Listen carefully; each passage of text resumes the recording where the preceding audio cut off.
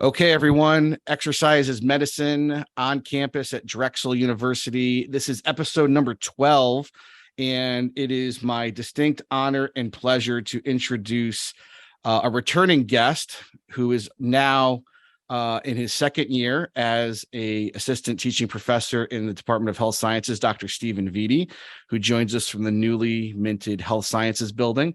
We have our co-host for the podcast, and that is Nick Eltman, who is a shining star student in the health sciences program and is a veteran that does a lot of good work for veterans here on campus. Last week, we had an opportunity to do so.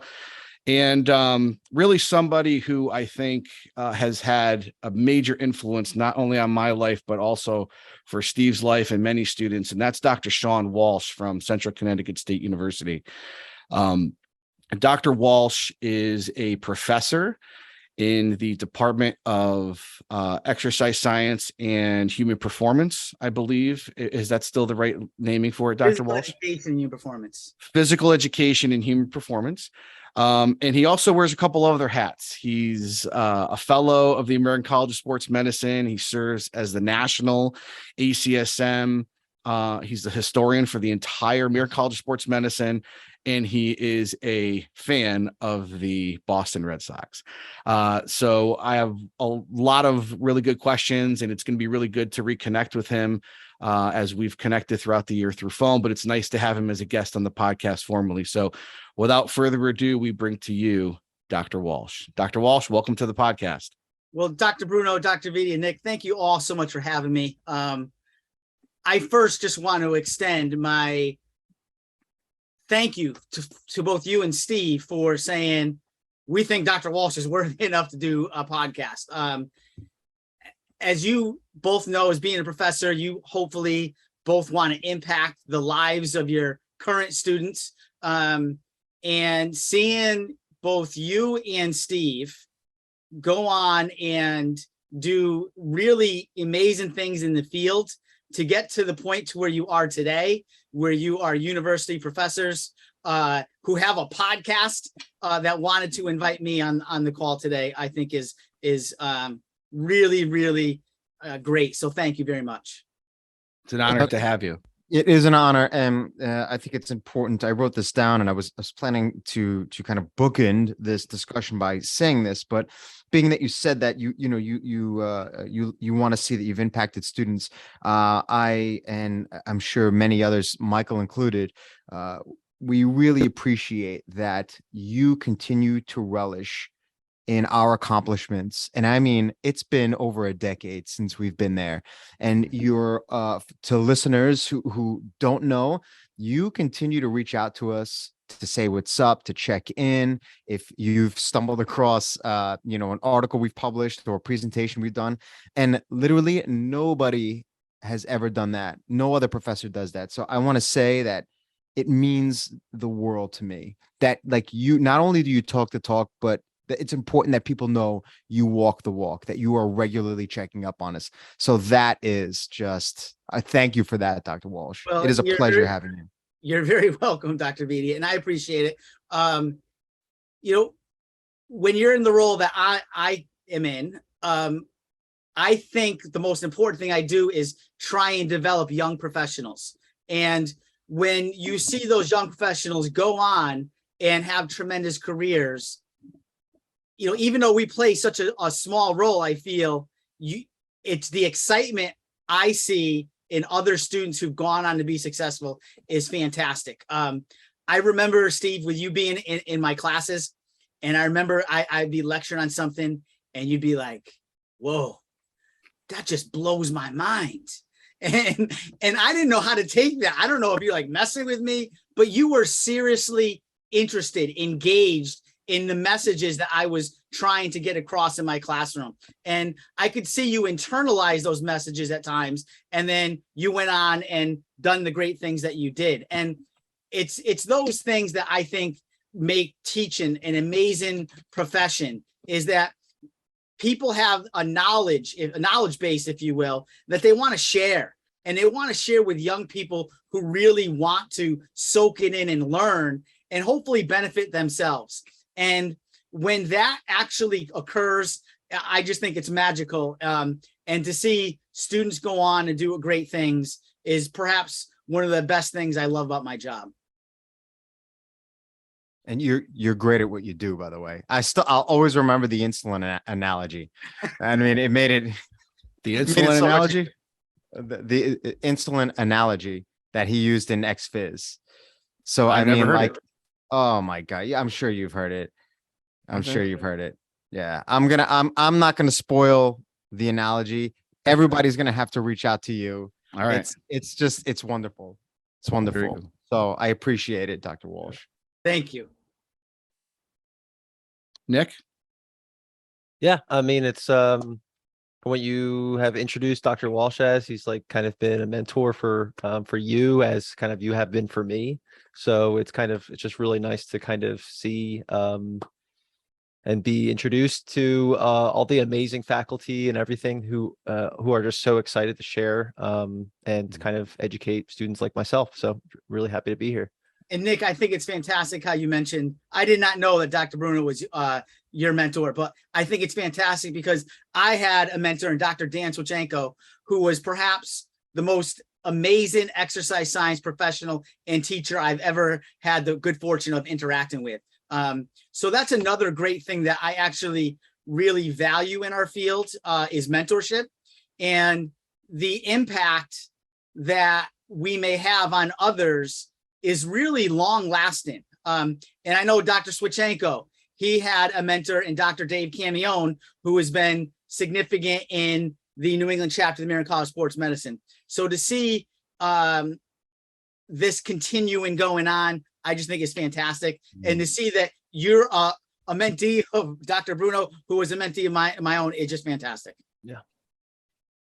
Yeah, it really kind of sometimes when you're going through it as the mentee, you don't think necessarily that you'll have the capacity to do it as good as your mentor did it for you. And I know there's a lot of, right? There's like a lot of self-doubt. Like, I don't know if I'm good enough for that, right? To live up to those expectations or to live up. And then sort of like you just start doing things and you're put into situations and a student comes to you and it's like, well, based off of my experiences, this is what I could tell you, and take them for what they're worth. And then you sort of develop your own sort of legacies through the process. And so it's, it comes with time and experience, but I think at its core, something that you brought up, Dr. Walsh, that I think is really important when you were talking about Steve's interest in content you were presenting in exercise physiology, and that was the genuine interest in the material. For mentorship, it's having genuine interest in the person. So, sometimes people do things and they say things, but is it really genuine, right? And what I think a lot of it is good mentoring is when you have somebody who asks a question and actually cares about the answer that is coming from it, right? It's not just saying it for saying its purpose. So you really have done a good job with that. And I echo Steve's comments at the beginning of this podcast that you seem to always know when to send something at like the right time. So a lot of your messages also seem to come at a point when like it's the middle of the term or we're stressed or we're trying to figure stuff out. And then you'll send a funny picture of like Steve and me, who were in the same room during the exercise science majors night. It might even have, I'm not sure if that was the night that Dr. Swachenko was presenting as the first ever Frank Frangione speaker. But we were in the same room, Nick, and we had not been at CCSU at the same time, Steve and I. And essentially what happened was we were in the same room and now we're very good friends. We're colleagues. And I was at UConn coming back and Steve was an undergrad sitting in the same room. It's just kind of funny how like our paths would cross in Springfield and it would turn into a lifelong friendship. So, it kind of goes into that culture that I was telling about before we hit the record button. And can you talk a little bit of Dr. Walsh in terms, you've been at CCSU now, you said for 17 years. And can you talk a little bit about your journey, how you got to CCSU? So, tell, if you could say like, where'd you go to school? Why Central? And how the job and how your career has evolved over the last 17 years. Sure. I think I've been extremely fortunate along the way of my career. graduate in high school. I'm from Bristol, Connecticut. I actually live in Bristol, Connecticut right now. I was someone who had amazing parents, but they weren't parents who were on top of you of like, where are you going to school? Where are you applying to? Where'd you apply? And I actually applied to CCSU, Central Connecticut State University, right out of high school. And I only applied to one school. And I commuted from home. It was the fall of 1992. So that's going back 30 years now, Mike, 30 years. And I had a terrible schedule. I'd have like a Monday 8 a.m. and then a Monday 3 o'clock class, right? And not living on campus or being on campus, I'd either go to my 8 a.m. class and say, I don't want to stick around to my 3, or I'd sleep in and I'd go to my 3. And at the end of that semester, my grades reflected how much or how little of an effort I put into my classes. And I got put on probation at the end of that semester. I remember getting a letter over the mail in winter break. My dad was paying for my college at that time, and he got the probation letter as I did. And he's like, okay, he's like, I can't be spending money on stuff that's not working out for you. So I'm not going to pay for your college anymore. And I took that spring semester off. And I remember I was lifeguarding like 40 hours a week, and I was making pretty good money for an 18, 19-year-old, but thankfully somewhere inside of me, I said, I can't be doing this when I'm 40 years of age, right? And the money's not going to be what I want it to be. So I applied to Eastern Connecticut State University. It's another state school here in Connecticut.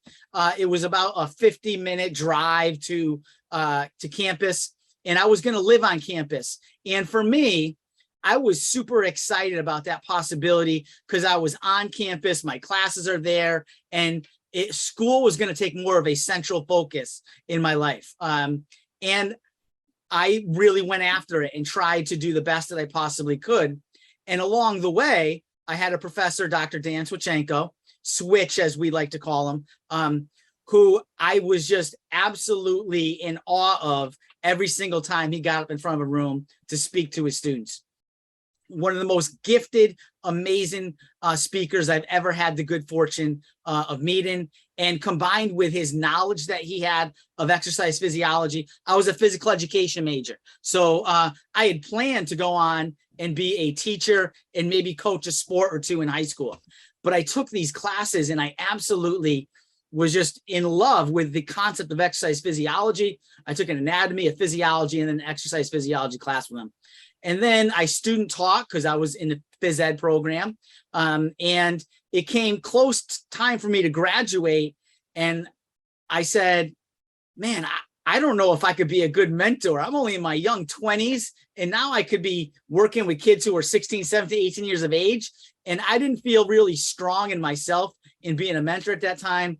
In combination, I fell in love with exercise physiology. And I knew to become a teacher, you needed to have a master's degree. And rather than going to school in the summers or part-time, I said, you know what, why don't I combine my love for exercise science with getting a master's degree? So I applied to 4 schools. I applied to UMass Amherst. I applied to University of Georgia. I applied to Penn State University, and I applied to Ohio State. And I always tell my students now, try and apply to 6, 7, maybe 8 schools when you're looking at graduate schools, because I applied to 4, of which 3 I did not get into, right? Ohio State was the only school that offered me a position, and it was a graduate assistantship position, which is an amazing position to get into graduate school because they give you a tuition waiver where you don't have to pay for your school. And in return, you take on 10 to 20 hours of graduate assistant work, whether it be being a TA or being a teacher assistant or being a research assistant, an RA. And at Ohio State, they needed somebody to come in and teach a basic level fitness and wellness class, 100 level class. And what was interesting for me, I think, that helped me out in my candidacy and getting accepted was that last spring semester of my senior year, right, where you're about to graduate, you're in college, For me, social scene was very important. And I had a professor said, Sean, would you be interested in being a TA in this fitness and wellness based class I'm teaching, where you can lead all the activity sessions? I'll do the lecture. And it was Tuesday, Thursday morning at like 8 a.m. And Wednesday night was a pretty important social night out for me and my friends. And I'm thinking, oh, if I say yes to being a TA, that means I'm going to have to not be as social on Wednesday night as I normally would be, because I have to be professional at 8 a.m. in the morning. So I accepted that position because I knew it was a really good opportunity, and I wasn't getting paid for it. It was just experience for me, right? And that's one of the things I always try and explain to young students is you don't always have to get involved with something because you want the return on investment. You want to know what it is, and you want to get that return on investment, let's say, as soon as possible. For me, this was a professor I really, really valued. He thought it was a valuable experience for me, and I thought it could be beneficial. I wasn't sure how at that point, but I thought it could be beneficial. And I remember Dr. Janet Buckworth, who was my advisor at Ohio State. I ended up getting on a phone call with her, and she's like, well, Sean, I'm really looking to bring in somebody to teach this basic fitness and wellness class as a TA. And like, excitement was coming out from me as I'm listening to her talk, because I was able to share with her my experiences with that. So I got accepted to Ohio State. And I went to Ohio State as a kid from Connecticut, not knowing anybody. My brother and brother-in-law drove me out there. I lived in a graduate dorm. And it was a time for me to really now try and become the professional I was hoping to become. So I knew school was really, really important. And I said, you know what? I want to be the best student I can be. I want to be the best colleague I can be. I formed study groups with people in my classes and said, hey, let's go after it. We're here to earn a graduate degree. Let's learn as much as we possibly can, and we'll see where that may take us in the end. So I loved my experience at Ohio State. It was fantastic. It was studying exercise adherence, which was a real important, still is a real important area in trying to help people to get involved, excited about exercise, and not only start an exercise program, but also continue in an exercise program. And then from there, I finished up my master's degree, and I was like, I don't know if I want to get my PhD just quite yet. That's 4 more years of school, I thought. And I was in my early 20s now, and my friends were getting married, buying houses, buying cars. And I'm a poor student, not really being able to associate very well with my friends anymore because I had no money. So I got a job in Boston teaching middle school physical education. And I got a call late that fall from Switch that he had to go for a double hip replacement in the spring semester. And would I be interested in teaching the classes that I took with him? And I'm only 2 years out removed, right? Because I got my master's degree and I'm out, and I'm like, man, what an amazing experience this could be for me to try out a college, teaching. So I accepted the position, and I'll never forget, so now the people who were freshmen when I was a senior are now seniors, right? So I'd be walking around campus and people would be like, oh my God, Sean, I can't believe you haven't graduated yet. And I'd be like, well, I graduated. I actually got my master's degree, and I'm here back as an instructor right now. And they'd be like, no way. And that gave me the foot in the door of teaching in a college classroom. And I was just like, what? This is fantastic. I could see myself in this position in the future. So now I needed to apply back to schools. I applied back to University of Georgia. I didn't get in. I applied to UMass Amherst. I didn't get in. I applied to Penn State. I didn't get in, but I applied to University of Maryland and I got accepted. Similar mindset. I'm going to go down and be the best student I could possibly be and see where it may take me. And 3.5 years later, I graduated with my PhD. I had an amazing academic experience. Maryland is a fantastic place to be, right outside of DC, just south of Baltimore, Dr. Bruneau, where I used to drive up to see the Red Sox come down and play the Orioles. Fantastic place to catch a baseball game. And then when it came time for me to graduate, family has always been super important to me. And my family is around Bristol, Connecticut. And I'm looking for positions. And as you and Dr. Vitti know, that when you get your PhD, it kind of limits, where you might end up get a job, because you can't get a job in every city in every state with a PhD. So I was looking around, and thankfully there was an opening that occurred at CCSU. And I looked at that opening as my Super Bowl, if you will. I knew that was a position that I wanted to get.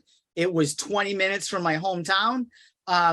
I learned as much as I possibly could about the program, about the faculty, about the department, so that when I sat in on my interviews, that I sounded somewhat knowledgeable and someone who really cared about being a faculty member in that position. And that was 17 and a half years ago that occurred. And I'm super fortunate that it did, because I've had an amazing experience since then.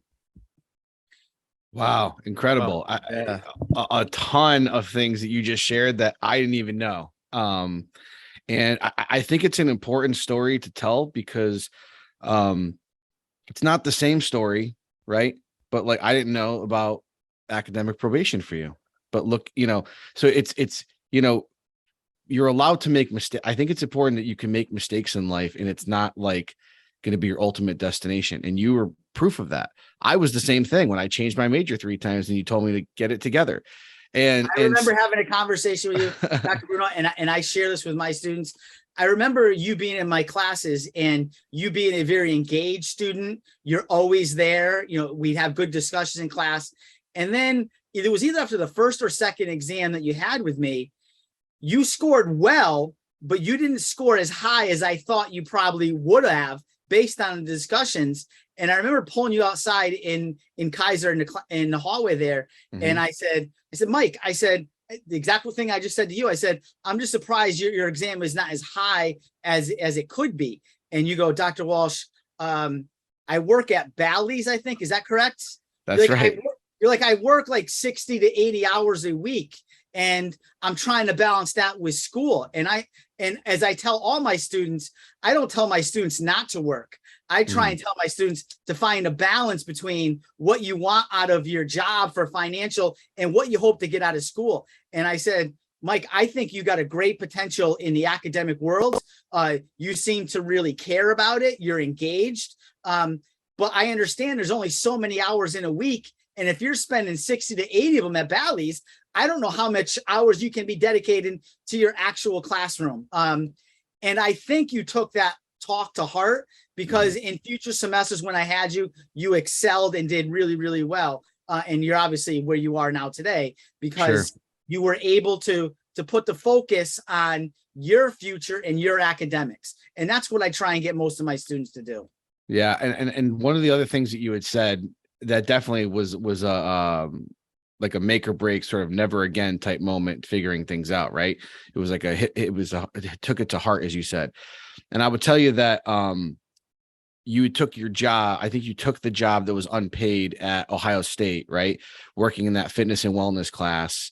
And you had to do it. And I think that's really important, because, nowadays a lot of folks, rightfully so, people do work, they want to get paid and recognized for the work. But it's important that where you're at, whether you're coming in as a master's student who maybe didn't have as many experiences as an undergrad, or an undergrad that's trying to get experiences, like if you can get paid for the work, that's great.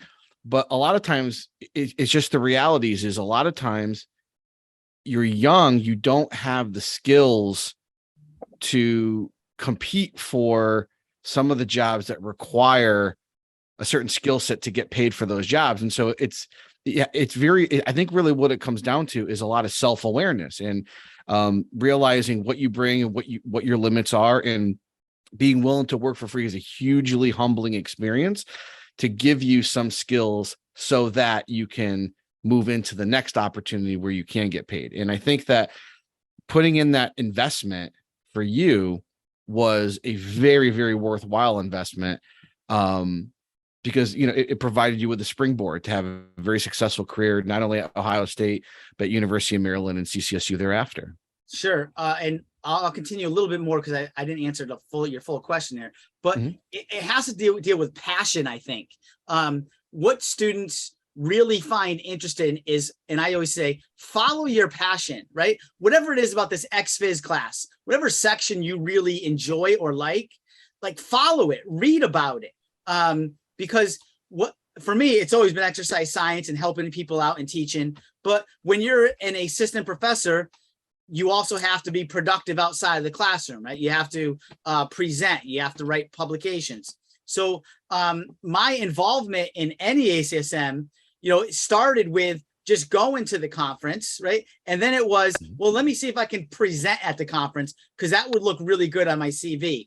And it was through one of my first presentations there that some leaders saw that presentation and they were like, wow, that guy seems like he knows what he's talking about with this particular area. I think he'd be really good at helping us out.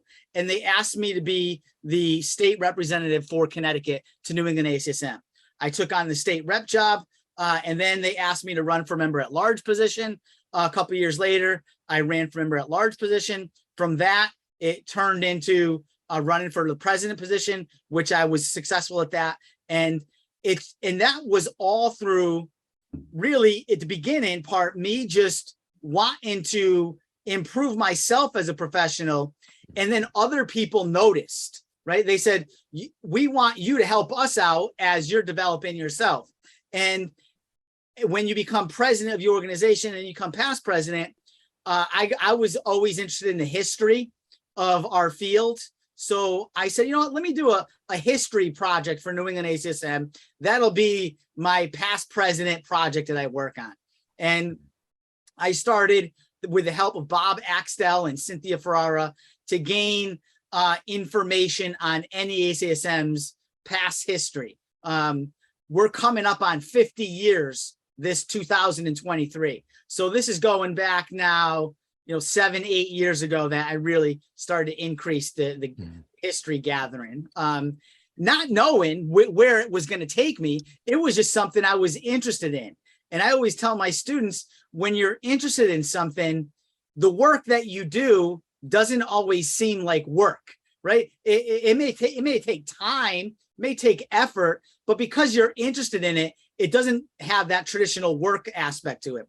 So it was enjoyment for me. I enjoyed gathering information, working with Bob, working with Cindy, and collecting information on our New England chapter.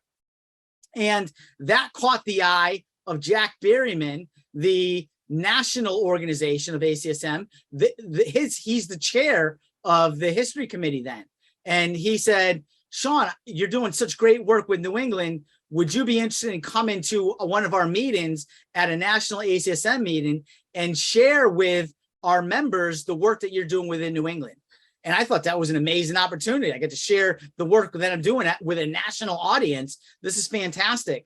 And I did that. Then he asked me to be on the committee for the National Office of History. So I did. And then when Jack stepped down a few years back, he asked me if I would be interested in taking over the chair of that office, of which I was completely excited about that possibility. I did not feel that I was the appropriate person, but I was excited to take it on because I just think it's an amazing position. And now I get to help capture the history of our national organization, American College of Sports Medicine. It's just fantastic.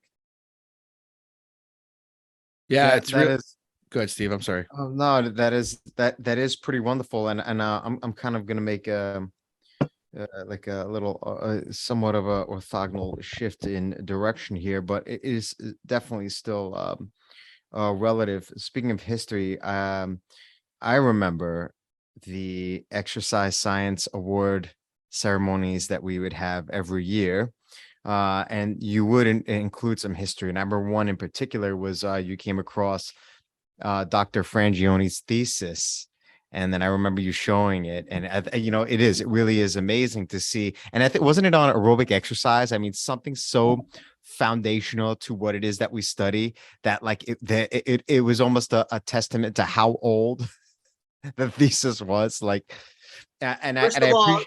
Dr. V, that's the first time someone has ever used the word orthogonal in a conversation with me. I'm glad I somewhat understand it, but great use of words. Nice. But, so I want to say that I do want to speak to the Exercise Science Award ceremonies, because I really think they were so terrific and inclusive, and it was wonderful that they celebrated both past and present students in a way like, I've never seen anything like that done anywhere else. Can you speak to like the history of like the Exercise Science Awards? Like what was the impetus? Why is it still continuing today? Like what it means to the program? Because again, it is something that's very unique, but I mean, when you invited me to when I was I think I was still a graduate student, I was adjuncting. When you invited me to one, it was so large. I mean, I remember, when Mike and I were students, so like, it was in the small little room, and then it was in this large dining hall. There are tons of people, tons of parents, and like guest present. It was, effectively a mini conference. You had somebody there. Can you, because that's amazing. I don't know why we don't see that at other institutions or in other programs, but I mean, sure. Yeah. So as you guys are both probably well aware, all three of you, culture is a very important aspect to success. And for me, when I was an undergraduate student, there used to be a lecture be held at Eastern Connecticut. It was called the Dana Clark Lecture, right? And at that lecture, there would be the announcement of some awards, and there would be a guest speaker. And as a young undergraduate student, I just thought, wow, this is powerful. This is meaningful. Look at my colleagues who are getting recognized. And you know what? I think I want to get recognized in the future. I want to do good things in my field. So I always had that in the back of my mind. And then when I got hired at CCSU, we didn't have an event at similar to that. And I said, let's start an exercise science majors night where we come together as a group, which rarely happens, right? I mean, you got freshmen to seniors, all in separate classes, but let's get together for an evening to recognize great things throughout our program and to recognize students for things that they are doing that's exceptional. And let's have a guest speaker here. And it's funny you mentioned that the night that I talked about Dr. Frangione's dissertation, because one of the things that I highlighted, I believe then, was one of the people that Dr. Frangione had thanked as in helping him collecting his data. Can I finish this? This is how I want you to know that I remember this. George Brooks. Yes. I'm telling you, I remember it. I'm sorry. Go ahead. Right, I got excited all of a sudden. Yeah, no, I'm excited because I mentioned Dr. George Brooks, who, as we know, is a legend in our field.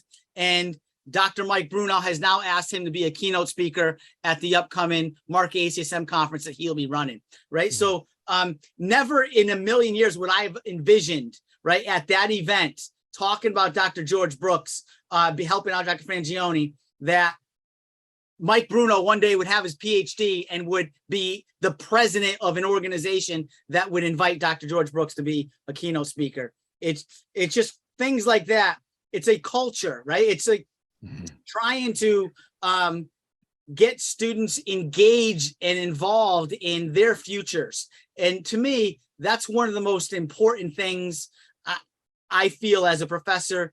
We work with 18, 19, 20, 21-year-old traditional age students for the most part, who really are just figuring things out in their life, in my experience. And if I'm able to provide any sort of structure or guidance for them to take and internalize that, and then to realize that their future is based on their successes, their hard work, right? Not your mom's, your dad, your sister, your brother, your professor's hard work. They have to say, you know what? I want to be great at something. And if I want to be great at something, I'm going to have to work at it.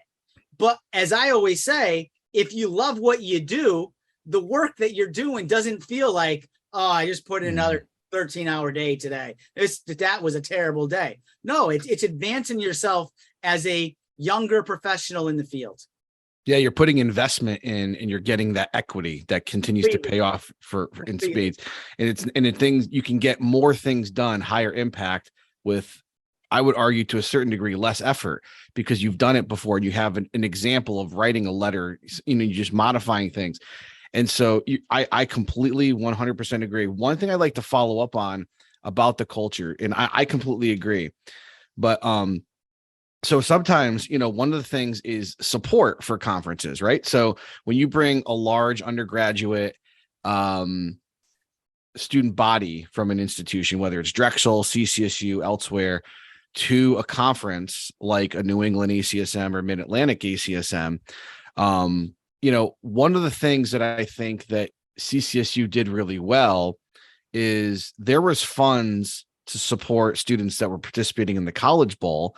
But like, I could tell you from my class, I remember taking a class with Dr. Dave Harakowitz where I had to go to the conference and write a reflection, right? And it was just like understood that like, I'm gonna have to pay to get myself there. And the culture is everybody's going to ECSM and the costs weren't super expensive. But can you talk a little bit about like how you were able to create a culture where a large number of students were paying on their own, paying for their own hotel rooms, and how you were able to bring such a massive amount of students that weren't funded directly by the department, yet you still were able to get them to come and understand the importance of going to that meeting to advance their career.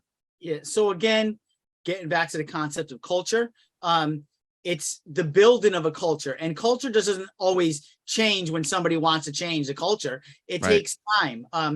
I remember one of the first meetings that my first NEACSM meeting that I went to, which would have been the fall of 2006. I think I remember seeing 2 students from Central that went to that meeting, right? That's all I recognized. And years later, we would bring as many as 50 students, which is a substantial number of students to go to an event. Providence, Rhode Island is about 2 hours or less from New Britain. So it's a travel, part of it. And it was something that I wasn't able just to say, oh, this is a great event, everyone should go. I was able to get the support of our exercise science club, which gets a certain allotment of money. And I really pushed the benefit to the Exercise Science Club president and their leaders about trying to put money aside in their budget each year to help support students. And they've been able to do that where they can pay for the registration costs, but the student needs to pay for their membership. It doesn't fall underneath the budget rules for them to pay for membership as well. And after a number of years where that's what the juniors and seniors are doing, that's what the freshmen and sophomores see at the exercise science majors night. They see some pictures from this event. They see somebody who's been successful in their major, and they're like, oh, that's something that I think I might want to do or be. So by the time they become a sophomore, junior, senior, and the talk of the NEASM fall meeting comes around, it becomes much more palatable for them to say, all right, I'll get up at 5:30 in the morning and we'll drive to Providence and we'll spend the day there, or we'll pay for a hotel room and stay over, and we'll go to the Friday conference as well. And they get to interact with their professors. When I was younger, we'd always go out to dinner afterwards. Now I'm involved in the EC, so I'm not free to go out to dinners as much as I used to. It's just building a culture over time about the importance. And then when they see students go on to get scholarships from the organization, get grants from the organization, that also helps to build the culture. So when you align yourself well with a fantastic organization as NEACSM is, I don't want to say it's easy to be successful, but it allows the success to come more easily.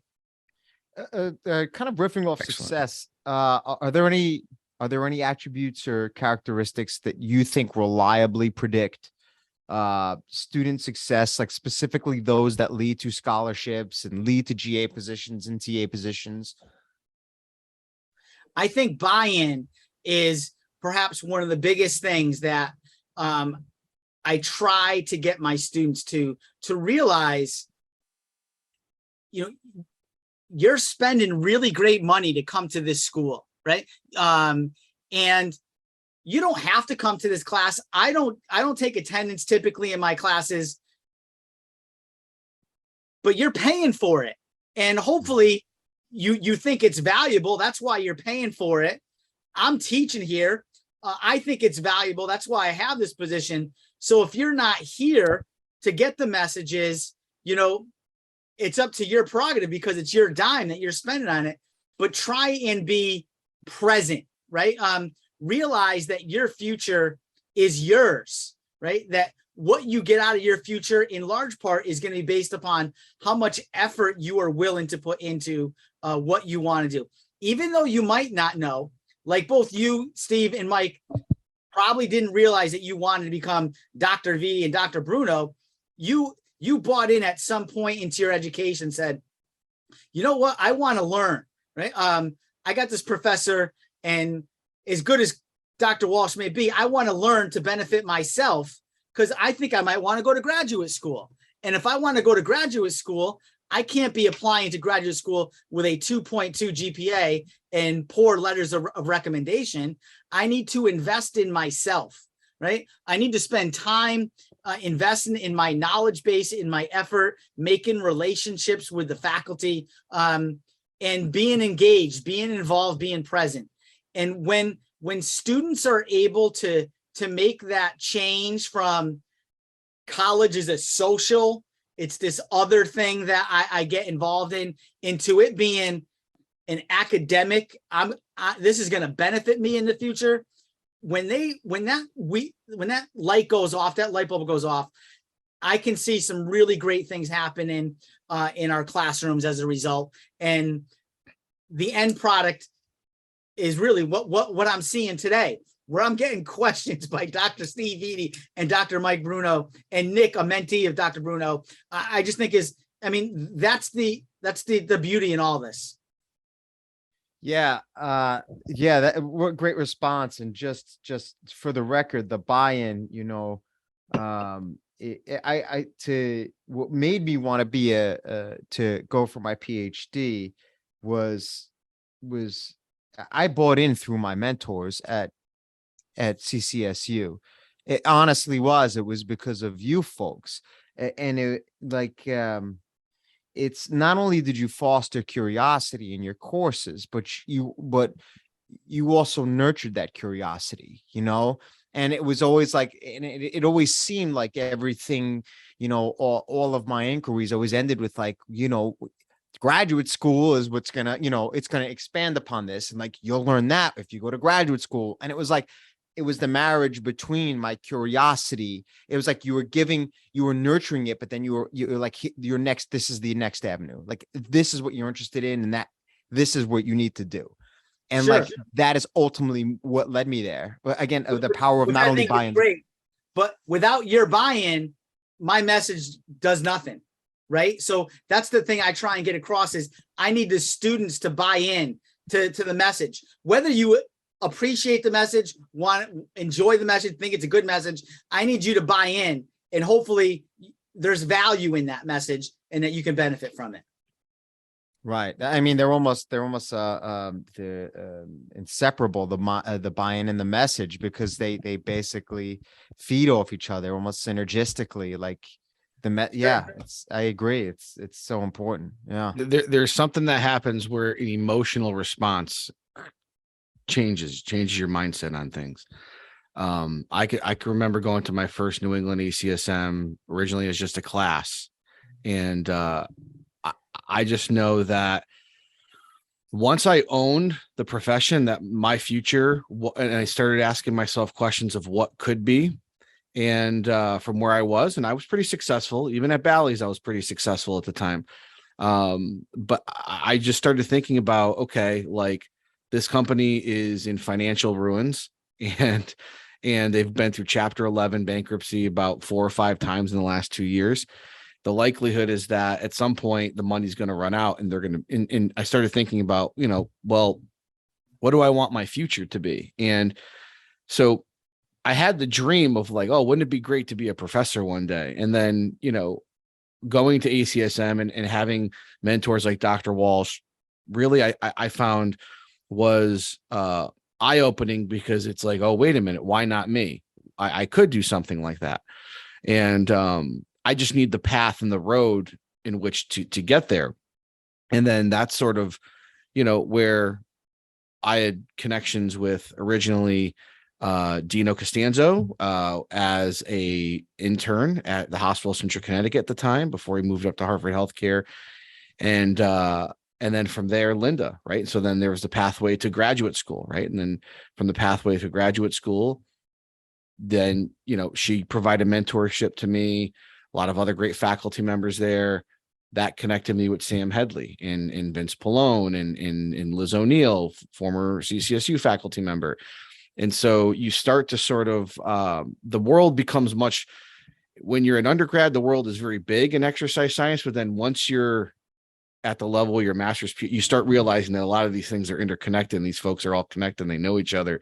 And it really creates a compounding that will be able to advance your career. You just have to show up. You have to show up intentionally and intentfully move forward to be your best self every day. And doing that enough days in a row really starts to create a positive feedback loop, I found, where you sort of just get locked in, and it's just all you think about is, all right, like I want to prepare for my exam. I want to get some research experiences. I want to go to that lab group and discuss that journal article, versus before, we're sort of like, we have sort of the monkey mind, right? We're like bouncing all over the room. We can't really figure things out. And we're just trying different things that maybe are working, but they're not consistently working. And so having a mentor has been something that I have found to really put me on the path towards success, because it was a way of channeling my work ethic. I've never had a problem with work ethic, but it was a way of intentfully putting that work ethic to use in the right resources that would pay me the biggest dividend in terms of connections, in terms of growth and development, and developing into a faculty member. So very, very, very helpful, just to follow up with that for sure. Nick, did you have any questions for Dr. Walsh? Yeah, actually, Dr. Walsh, first of all, I find your story incredibly inspiring, and I can kind of relate to at least the beginnings of it. I did actually 2 quarters at Drexel back in 2014, and then took a short hiatus for 4 years while I was in the military to kind of figure myself out. And then when I came back to Drexel, just like you, going to Eastern, I kind of, been re-immersed and just kind of been head on. So it's really nice to know that there's a lot of relatability with, successful people like yourself. But I remember you talking about, you did this exercise adherence course. And I think you said there's definitely some important insights to kind of help people understand how to begin or maintain an exercise program. Could you kind of share some kind of brief insights about that? Sure. So that came out of my background at Ohio State University, where I was fortunate enough to have a mentor and advisor in Dr. Janet Buckworth, who is a leader in the field of exercise adherence. She's published a textbook that's out in the field. She was actually working on a textbook when I was a graduate student there. And as we know that exercise is a very important aspect to one's health. Yet when we take a look at the data, not as many people exercise as often as they should.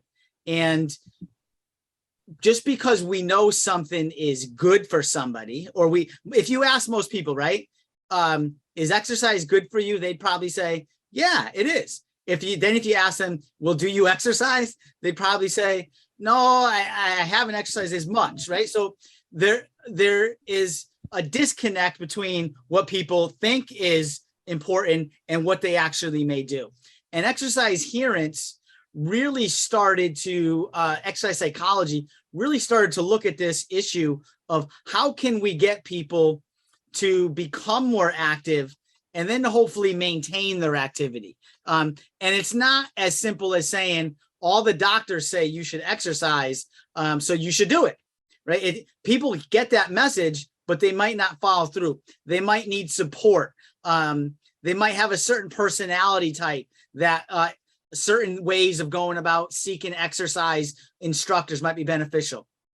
So exercise psychology now, you'll see in the ACSM guidelines textbook, it's taken more and more of that textbook up in the chapter, because we know we've got all this great research about activity and its benefits, but we're not seeing as many people engage in that activity to get those benefits. So how do we, and we don't have the correct answer, but we're starting to develop answers about how do we help people get there and then hopefully stay there once they engage in a new behavior. Wow. Thank you. You're welcome. It's a critical part, and exercise is so important, but if we can't get people to do it, it's a really, really interesting thing. One of the things that another colleague of mine and I are starting to work on is whether there's been studies on your identity. And I've said identity a couple times, maybe even in this podcast. What I would say is that once like your identity is a really important marker, I believe, in what you do in life. And, you could say it from the perspective of like, I identify as a professor, right? As Steve and I do Brazilian Jiu-Jitsu, right? Nick, a weightlifter, right? An Army veteran, right? So there are things that happen where whatever it is, it becomes part of your identity, and then you can't live without that. That becomes ingrained in who you are as a person. And I think that, whether it's exercise adherence to doing the exercise, I mean, there are all kinds of experts that are much smarter than I on this topic. And so, but I know that what it takes to change an identity is something that a colleague of mine who's working with me on a project is really trying to see, well, can a certain dose of activity change your identity, become identifying as an exerciser, right? From being a non-exerciser, and then realizing, well, what facts or what attributes caused that person to change from a non-exerciser to an exerciser, where now they'll just do it, right? Because once it's part of your identity, it's part of your routine. It's built into what you do every single day, versus trying to make it that is a much harder road. So a great question, Nick, for sure, that I've started to think a little bit more about in my own research studies, and hopefully we'll have some good data on that in the next 4 to 6 months to see, what factors might contribute to it. It's actually a physiology based study, but we're measuring some psychosocial variables as well to try and track some of that. So great. Cool. And I agree. I definitely agree with Dr. Walsh that ACSM guidelines textbook continues to grow. I know we're getting towards the end here, but I just wanted to share a couple of things. So Dr. Vitti mentioned Dr.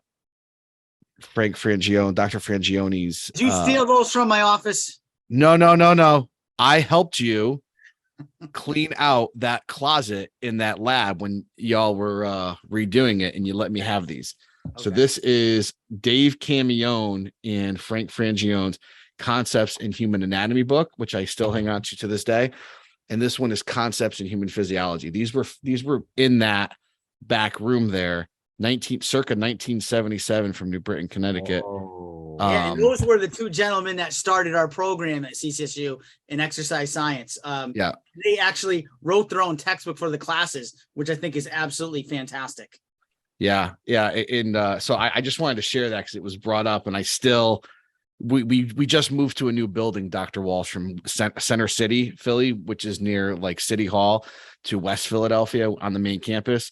and we don't really have much space for textbooks in the office, but so I had to be selective in which ones I kept, and I'm keeping all the historical ones that mean a lot to me.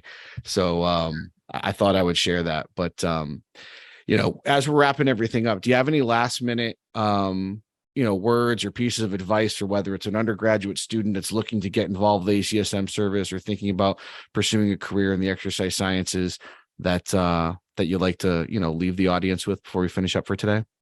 So the first thing is, don't be afraid to put yourself out there, right? Don't be afraid to try and get involved, to find leaders and say, hey, how can I help, right? And hopefully those leaders are responsive to those messages, and you are able to find a position. This week, I have the New England chapter of the American College of Sports Medicine Conference coming up. And on Thursday morning at 8 a.m., I get to introduce past president, Dr. Paul Gallo, right? And a quick story that I'm going to share at that meeting when I introduce him is I met Paul at that conference about 9, maybe 10 years ago, where I knew he was a professional in the field, but I hadn't had a friendship with him or no professional interaction with him. And he stopped me in the hallway in between sessions and was like, Sean, I just want to let you know, I really be interested in helping out any ACSM. Here's my card. Please let me know how, anything. And I took it and I put it in my pocket and I had the meeting. And then afterwards, when I was put in a position to find the next set of leaders, I contacted Paul. I said, Paul, would you be willing to be a state rep for Connecticut to New England chapter of ACSM? And he's like, of course, I'd love to do it. He went on from being a state rep to being a member at large, to being a president. And this Thursday, he's going to receive the NEACSM Honor Award, right? The highest award that the chapter gives out to any professionals. And I honestly don't know of many people more deserving of that award than Dr. Paul Gallo. And if he didn't take the time to give me his card so that I could put him in a position, and all I did was say, Paul, can you take on this position? I didn't do anything in that process there. But if he didn't give me the card, I wouldn't have known the name. I wouldn't have known the interest. And maybe it would have taken a couple more years before he was able to get another opportunity. So sometimes you have to make opportunities for yourself, even though you don't know what the opportunity may be. It's just, hey, I'd like to help out. I'd like to get involved. And for me, that's one of the biggest messages. Don't be afraid to try and create opportunities for yourself that may not even exist quite yet, but could down the road based upon your involvement. I think one of the challenges of many professionals, as great as we may be, we're not very good at self-promoting, right? We're not very good at saying, hey, look at all the great work I've done. I should be involved.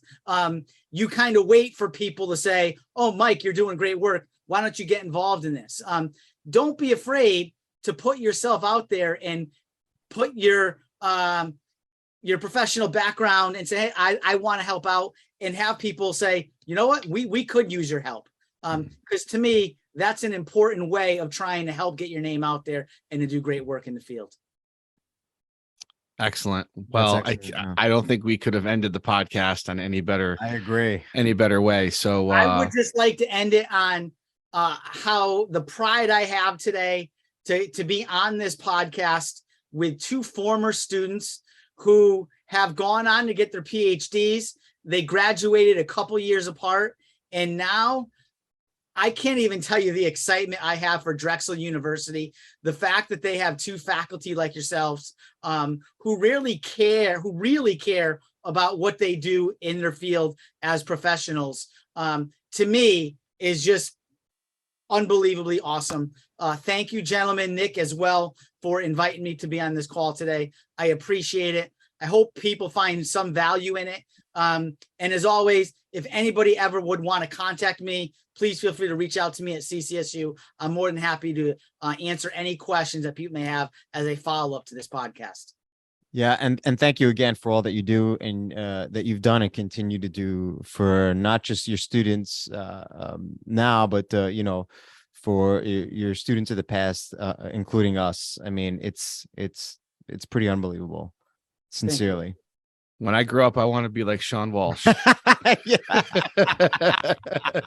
And that's a true statement. That's a true statement. I feel like will you be a Red Sox fan, Mike? I don't know. I don't know about the Red Sox, but we'll stick with the Cowboys. All right. I know we don't tell the Eagles fans in Philadelphia, but we're 4-1. I'll take that right now. Good team. Well, on behalf of everybody on the Exercises Medicine on campus at Drexel podcast team, we thank Dr. Sean Walsh for graciously giving us his time here today.